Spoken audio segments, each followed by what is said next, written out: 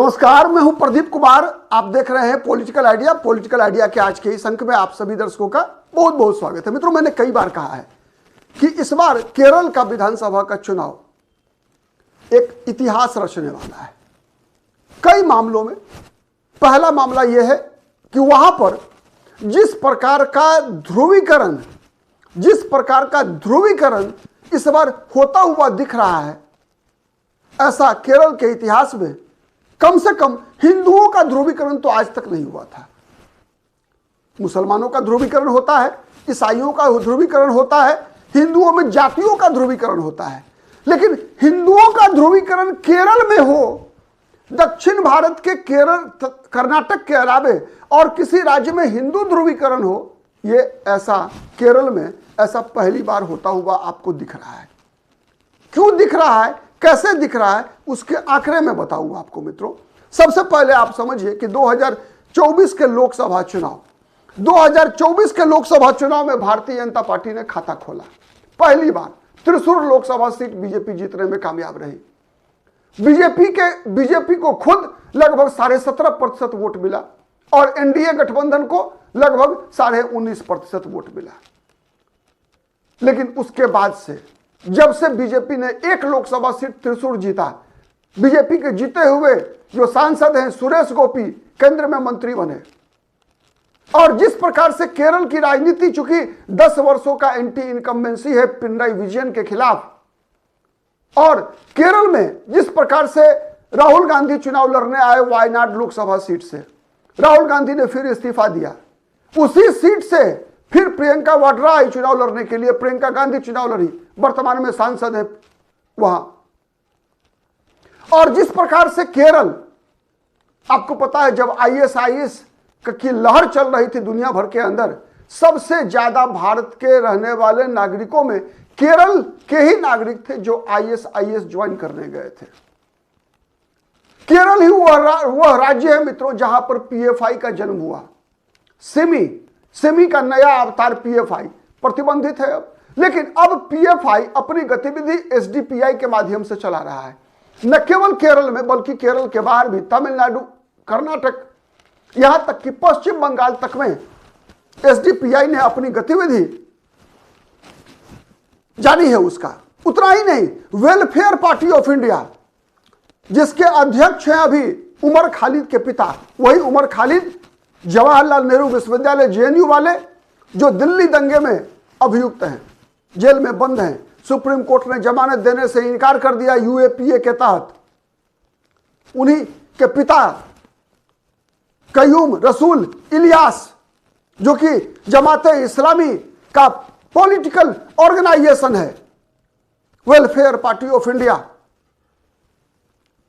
और इन सब की गतिविधि इतनी चरम पर केरल में पहुंची जिस कारण से सीपीआई के नेता अनिल बालन, एके बालन सीपीआई के नेता हैं, वो कहते क्या है, उनका बयान क्या आता है?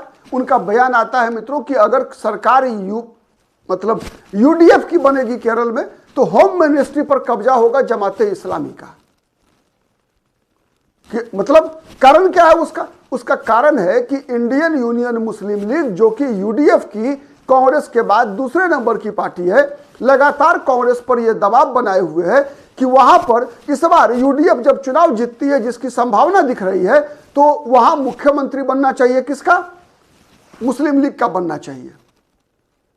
और उसके खिलाफ ये जो प्रतिक्रियाएं जिस प्रकार से सीपीआई सीपीएम के नेता का आया, जिस प्रकार से पीएफआई और SDPI, welfare party of India जैसे संगठनों का प्रभाव बढ़ता हुआ दिखा केरल में, उसके बाद से बेचैनी है इझावा समुदाय के बीच, नायर समुदाय के बीच, दलितों के बीच, और ये सब के सब वामपंथी पार्टियों का साथ छोड़ते जा रहे हैं।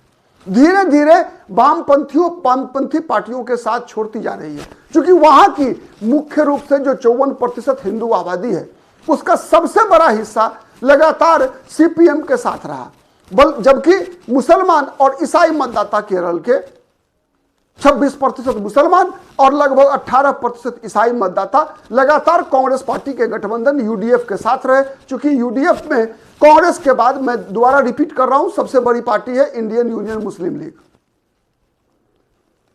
तो अब जो परिस्थिति है, जिस प्रकार के आंकड़े निकल कर आए, अभी अभी जो सर्वे आज तक इंडिया टुडे में निकल कर आया, MOTN mood off the nation, mood off the nation के आंकड़े भी यही बता रहे हैं मित्रों कि 2024 में बीजेपी को अकेले मिला था 17% वोट, 17% वोट।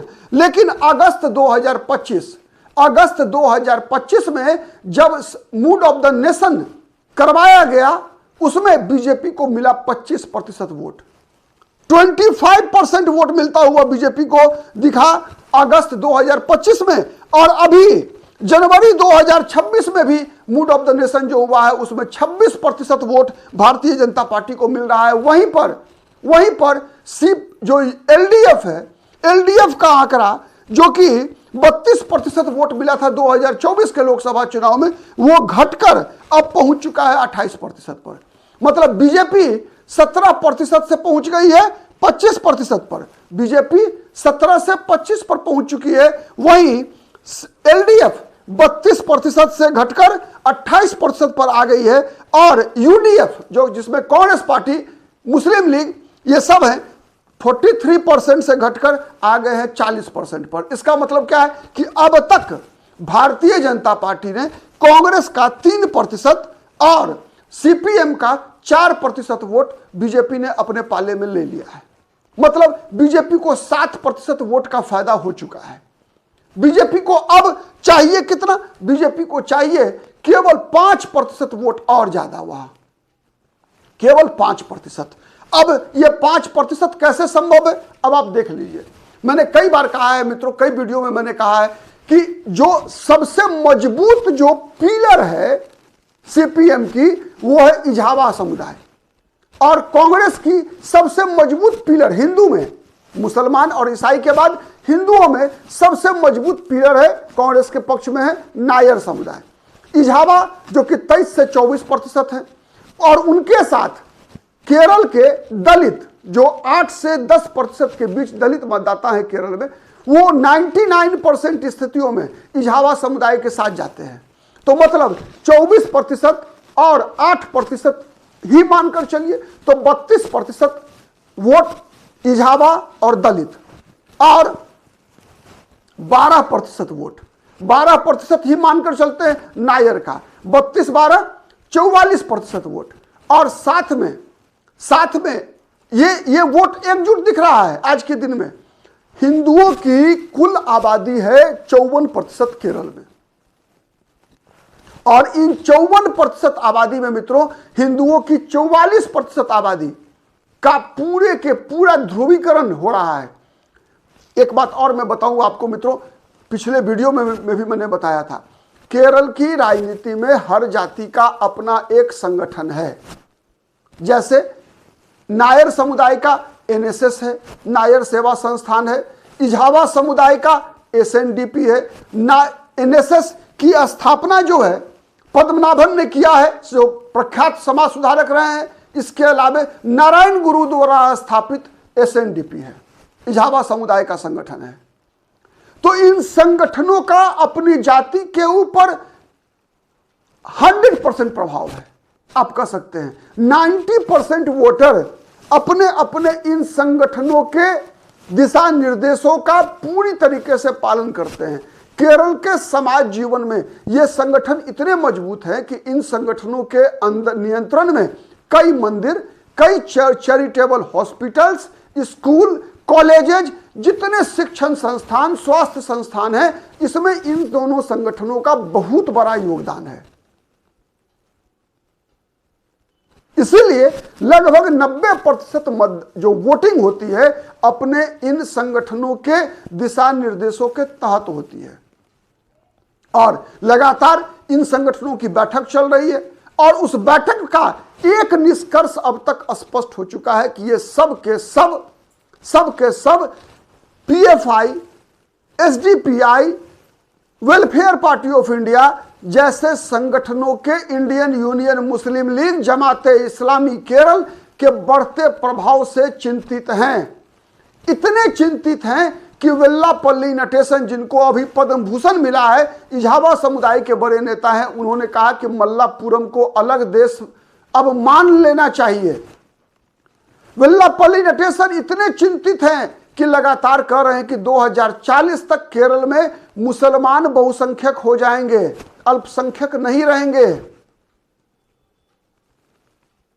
आप अनुमान लगा सकते हैं कि किस प्रकार की परिस्थिति है केरल में, और उसके खिलाफ अब केरल के हिंदुओं के पास कोई दूसरा विकल्प नहीं है केवल और केवल एकजुट होने के।